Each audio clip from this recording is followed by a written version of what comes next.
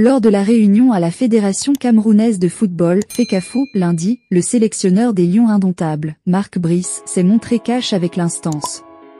Mark Brice a honoré sa convocation au siège de la FECAFO ce 13 mai 2024.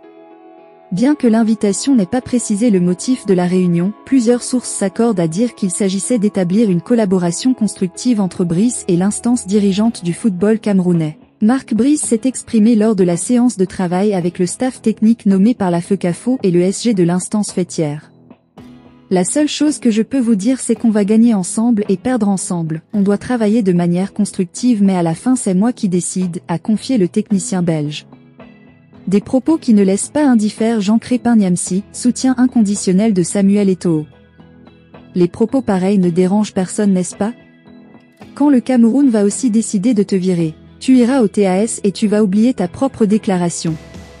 Cher Mark Brice, j'ai l'impression que tu penses et crois être à l'époque coloniale. Tu ne décides rien, mon ami.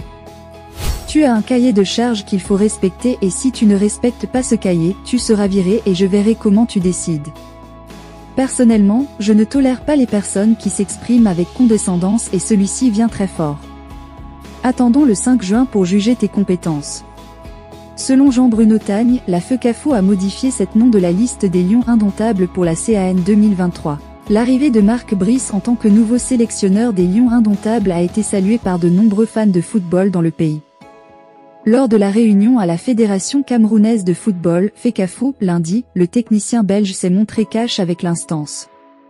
Dans un extrait vidéo publié sur X, le sexagénaire a répondu au secrétaire général de la FECAFO, Blaise Djounan, en ces termes: « La seule chose que je peux vous dire, c'est qu'on va gagner ensemble et perdre ensemble. On doit travailler de manière constructive, mais à la fin c'est moi qui décide. » En effet, lors de sa convocation par la FECAFO ce lundi 13 mai 2024, Mark Brice a eu l'occasion de rencontrer les nouveaux membres de son staff, nommés par le président Samuel Eto'o et ses collaborateurs.